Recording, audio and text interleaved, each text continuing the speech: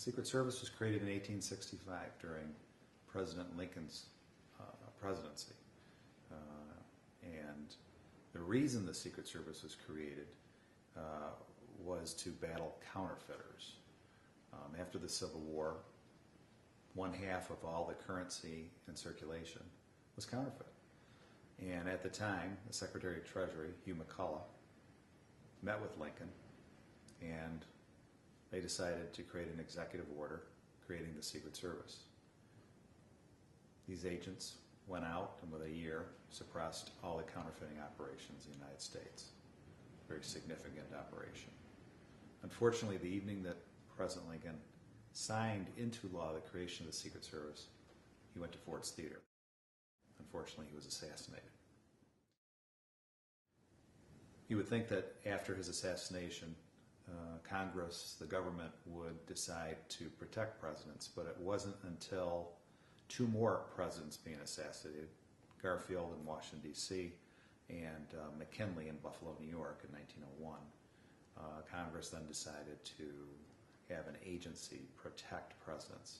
At the time, there weren't a lot of federal agencies in the government, and understandably so.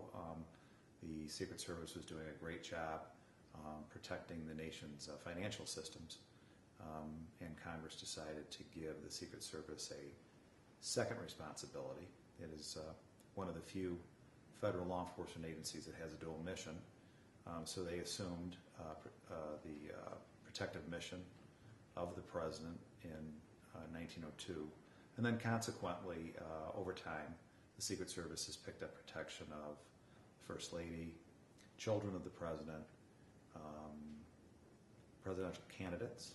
This is a campaign year, so you see a lot of Secret Service agents around a lot of candidates, and foreign heads of state when they come to the United States to visit and meet with the President. They're provided Secret Service protection. So the Secret Service's protective mission is pretty significant, as is their mission to conduct financial crimes investigations. The Secret Service, while it was originated to battle counterfeiting, today the Secret Service plays a significant role in investigating other electronic financial crimes, credit card fraud, for example. They are also involved in investigating data breaches. So the Secret Service has their hands full. They have a lot of work. It's a relatively small agency. It's approximately 7,000 employees, 3,000 of those employees being agents, and then there's about 1,200 uniform division officers that make up the Secret Service's protective detail that protects the White House and foreign missions in Washington, D.C. And then there's the rest of the employees are administrative and technology employees.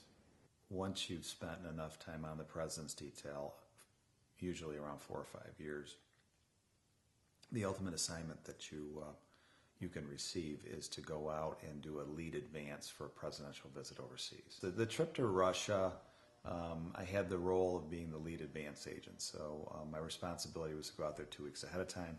I had a team of agents. Each had respective responsibilities at hotels and sites, and I had to work very closely with the Russian Secret Service. In Russia, security takes precedence over everything, so they had a very significant group of people, and because security coordinated things, the White House staff, White House communications, a number of entities associated with the trip had to work closer with me because of the nature of the security groups in Moscow. But it was a very interesting trip. I got to meet a number of Russian officials, work with them on visiting the places that the President was going to go to. One place that was just absolutely beautiful was the Kremlin. Had an opportunity to go inside the Kremlin, and it's a beautiful place. And we went there in the wintertime, so obviously the weather was cold and snowy and very majestic. But the President arrived, and we stayed at a local hotel. He had several meetings, and then ultimately went over to the Kremlin and met with the Russian officials. And then, generally speaking, when the president goes to a country, he also goes around and sees some of the historical sites, which we motorcaded to, and the trip went well. It was very successful, but I had an opportunity afterwards, when it was over with, to celebrate our success with some of my Russian counterparts, who loved to partake in a vodka or two. So it was really great.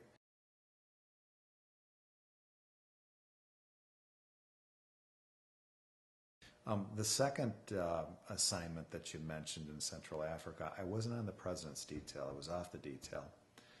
But because of some of my background assignments, I was on a jump team. That's a group of agents that go ahead of the president and prepare the security in advance of the president. And so I had a chance to go to Kigali, Rwanda. And it was right after some of the genocidal factions, the war that had occurred there. I was there, I believe it was in the late 90s.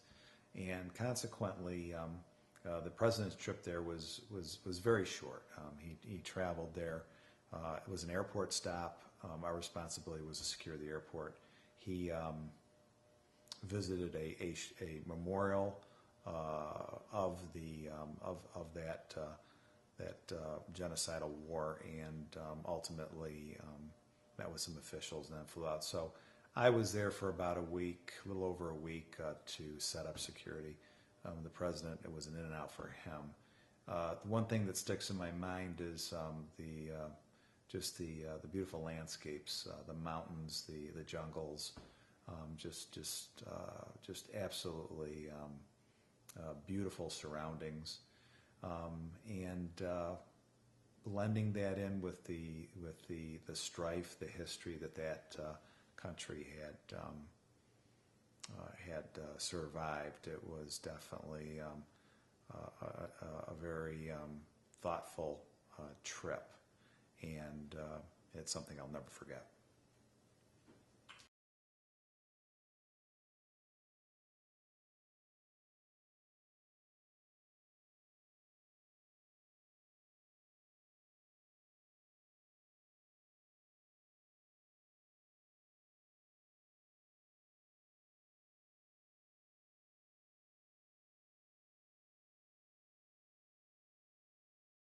Yeah, Mike, that's a very good question.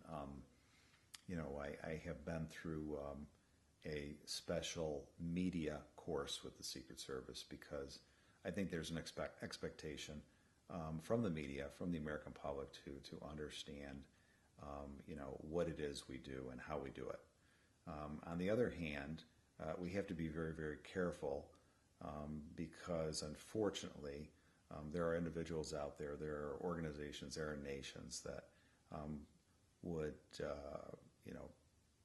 would like to take an opportunity to harm an official like the President of the United States. So in our role of protecting the President, of course, this role is mandated by the law. We take that responsibility very seriously.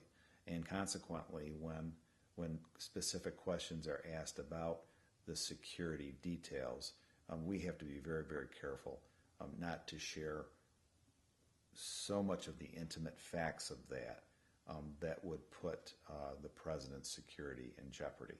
So, one question that's generally always asked is, well, how many agents do you have protecting the president here today?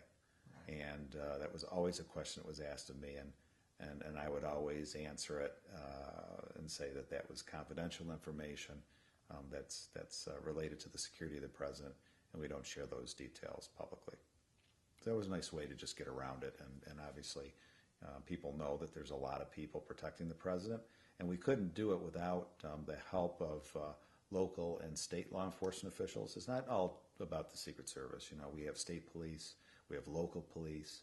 We have other federal law enforcement agencies that assist us with managing that huge operation of protecting the president.